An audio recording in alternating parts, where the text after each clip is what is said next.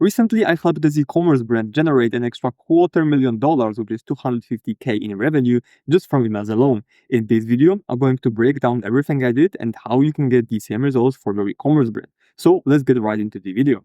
As you can see, this is the klaviyo screenshot from January this year to the end of February this year, which for a lot of brands, by the way, it's quite slow because usually, it's after Q4, after Black Friday, all this craziness, and they're not getting that many results. It's not consistent. But not for this brand. For this brand, you can see that the comparison period is between the first 2 months of the year versus the two last months of the year. So that's only showing you that we did 38% more revenue from emails in the first 2 months of Q1 than we did in Q4, which is just great for growth overall. Most of that came from emails, which is 87% of total revenue, as you can see on the screenshot over there.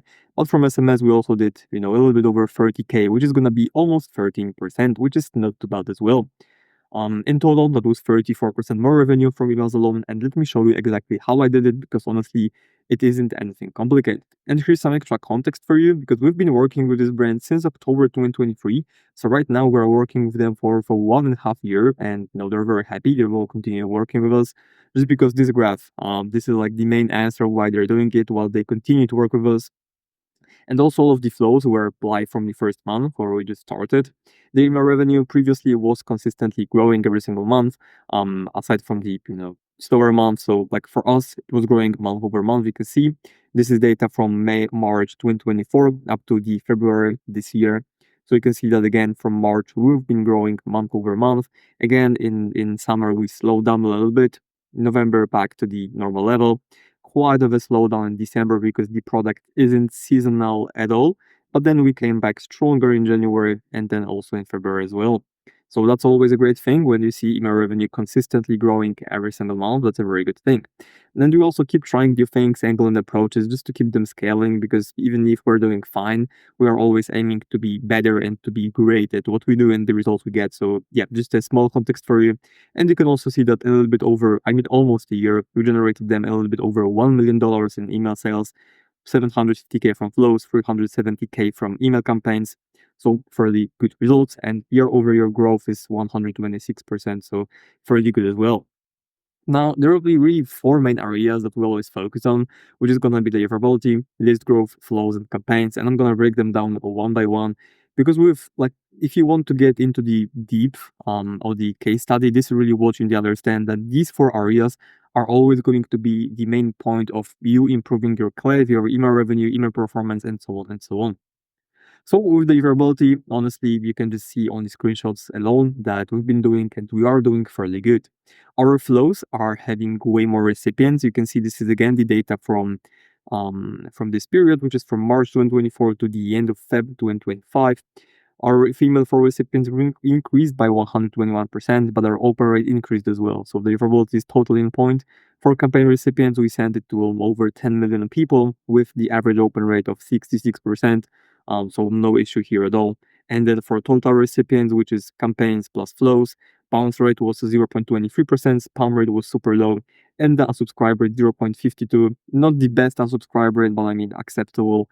Especially that we increased the total volume by 78% while decreasing the unsubscribe rate by 22% period over period. So I would say it's still a fairly good score. And then deliverability by domain, Gmail almost 70%, Yahoo 64%, Hotmail 43%, could be better, but it's still fine. And then iCloud 57%. So for deliverability, you can see all of that is rock solid. We've been testing them with Glockups, Gmass, analyzing the klaviyo data plus Google Postmaster tools. So with all of that, we know that we're, they're in the good hands. They're landing in the primary tab rather than in the spam. So deliverability is fairly on point. And this was one of the first reasons that allowed us to get such results, because if we were going to spam, none of that would be possible. And if you're currently going to spam, there's going to be a guide for you on how to get out of spam, how to get into the primary tab and increase your open rate by doing so. It's going to be entirely free. So just click the link below this video, download it. Again, it's going to help you get these kind of open rates and results.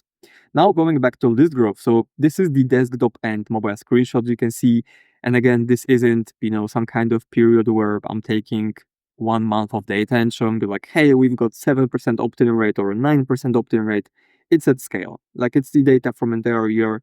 So throughout the entire year, our average pop-up submission rate on desktop, which is for exit intent only users, has been 7, almost 0.5%. And then for mobile, we can see by the viewed form, almost 500K views.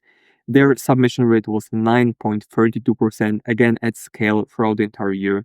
This is the average that we've got, which is pretty amazing. Total submits from both devices is almost 50K people, which is 50K new email subscribers. Only from the pop-ups, we obviously had the checkout opt-in page as well. We'll probably select the box like, yeah, I opt in for SMS or email or whatever. But this is only from mobiles only through the sign up form. Again, 50K extra subscribers in just 1 year. Pretty cool, I would say. Now, for the flows, this is again the data from the January to February this year. You can see the growth on pretty much all of these. And one part is just us getting more new subscribers coming in, which is improving the pop-up continuously every single month and testing things. But then the other thing is just us testing actual content of the flows. Different emails, different offers, different order of the emails. When we send, specific emails, all of that really played a role in having this kind of increase. But yeah, it was really mainly it. So having more emails, better emails, testing them, testing time delays, subject lines, all of this, it really matters. I have like another separate guide on testing and optimizing your klaviyo, which you can also get using the link in the video description. It's entirely free as well.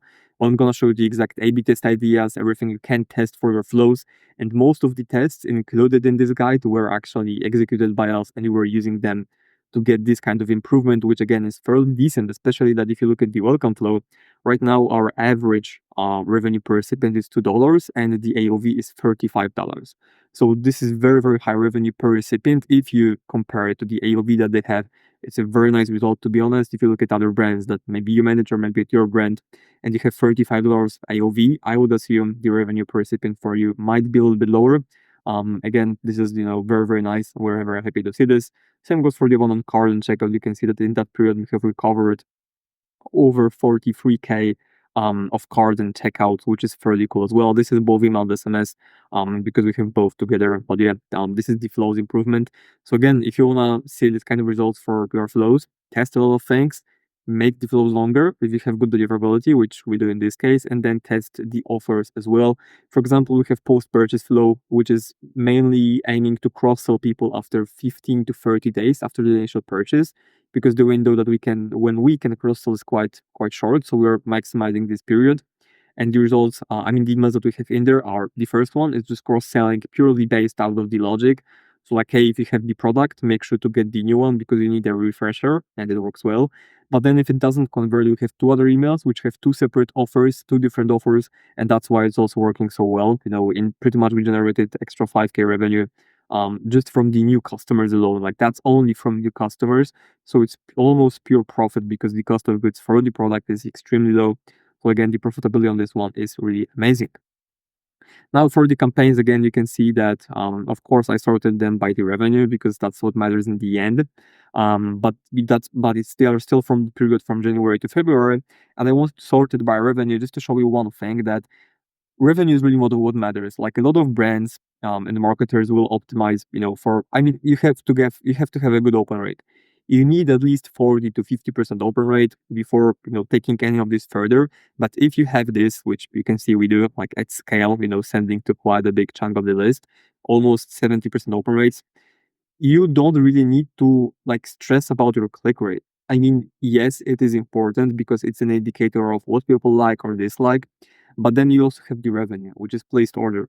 And this first top campaign is a perfect example because, yeah, we got less clicks compared to other campaigns, but these clicks were extremely pre-qualified and people were pre-sold on the product after they clicked. So again, that's why we always optimize for the revenue, because some campaigns are meant to generate the click, where you have like a little bit more curiosity, just kind of tease the solution and you don't talk about the trade up. But some campaigns present you the solution right away. I believe this one was a myth buster, where we showed them like, okay, this is a myth, this is the truth, this is how our product helps you solve the problem. And yeah, we didn't get like a lot of clicks because it wasn't clickbaity, but whenever someone clicked, they were more likely to make a purchase. And if you look at the rate between place order to click rate, then it's gonna be way, way higher than for any other of the other campaigns. Mainly because again, the clicks that we got here were so much qualified that people were just ready to buy after they clicked. That's why it matters so much. But again, we also have campaigns where the click rate is a little bit higher, and then it also transitions onto the revenue. But yeah, I just wanted to show you that if you have a list like this one, I would really go as broad as possible with your segments, which is what we're doing here. Because yeah, we could be targeting only engaged 30 or 60 segments, and click rates would be looking way, way better. But our net clicks would be lower, and in total, our net revenue would be lower as well. So never really optimize for click rate, because I could have like 2% click rate if I included only super small engaged segments. But I prefer having smaller click rate, but more total clicks and more revenue, because that's ultimately what grows your brand, not some empty clicks that don't get you anywhere. So keep that in mind. Click rate is an important metric, yes, but it's important to look at the from the perspective where you target the same segment over and over again. And then first of all, you see what kind of content is clicking well, but then what kind of content is selling well, because sales are growing your brand, not clicks. Keep this in mind while preparing your campaign calendar. Now, how do we keep improving? How do we get better results month over month? The first graph you see at the very beginning, it was showing you that every single month almost we're growing this brand, and right now it's our best month in terms of email revenue since we've started and since they've been in the business. So how do we do this? First of all, is just analyzing the data beyond Klaviyo. So we look at Shopify Analytics, and we take a look at the retention rate, cohorts, AOV, top selling products by first-time buyers, top selling products by repeat customers. Because also I've gone a little bit more in depth for this brand, and we thought that top selling products for existing customers are gonna be complementary products to the initial one, like accessories, anything that makes using the product easier. But it wasn't true. Actually, what turns out is that repeat customers are generating, the most revenue from repeat customers is coming from their North Star, from their best-selling product, which is the initial product someone bought. Right. And we always have been thinking like, yeah, it's gonna be some bundles, it's gonna be, some kind of complementary cross sales. No, it wasn't true. That's why you need to go beyond Klaviyo, and you need to go beyond what you think is happening and look at the, hardcore data, and then take it from there and then implement it to your flows, campaigns, and their entire email strategy. Then coming up with A/B test ideas every single month. Again, I already talked about it. I've got another video on how to test campaigns, so you can take a look at that. But again, just download my guide for testing emails and improving your Klaviyo in general. It's very super in depth with the exact A/B test idea that you can just copy paste. So visually, you can just take a look at it, read it, copy, paste, test, get improvement of your results. Then open and quick communication plus execution. So whenever we didn't do anything as maybe the client would like to, we own it. We're like, okay, sorry for this. Here's how we can make it better. Perfect example, they ask what we can do to make our LTV better, because it's already been growing every single month, but they want to make it even better. They want to put more focus on LTV rather than converting your customers, because their current conversion mechanisms are already in place, especially with our flows.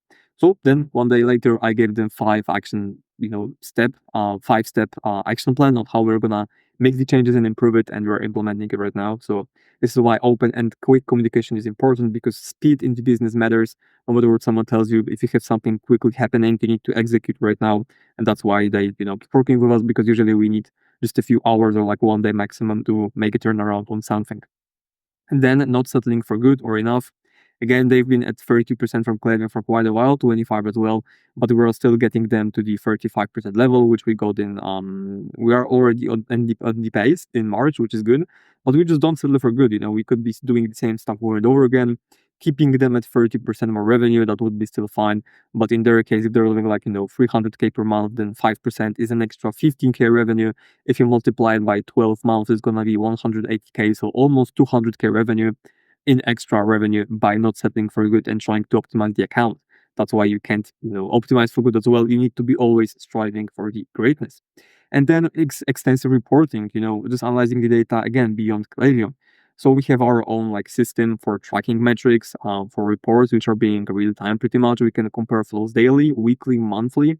For campaigns, we can analyze best send days, best send times, revenue per recipient, AOV, click to order rate, click to open rate, all of this stuff. We're analyzing it just to have the full picture of the performance of the campaigns. And yeah, you just need to measure all of these and see what actually has an impact on your A/B test and on your results. So now, again, if you want to optimize your Klaviyo the same way we've done for this brand and get the same kind of results, there's going to be a link below this video in the description. So make sure you download it. Again, it's entirely free. If you're looking for someone to do all of that for you because you don't want to, or maybe, you just want someone trusted to actually handle your emails and scale your brand, just like we did this one, for example, You can also book a call with me. Again, the link is gonna be in the video description down below. So make sure you click it, schedule a free call. It's completely free. I'm gonna give you an action plan on how to improve your klaviyo. And if you want, you can take it and do it yourself, or you can work with us, up to you. Well, yeah, that's gonna be it for this video. Hope you enjoyed it, and talk to you soon. Cheers.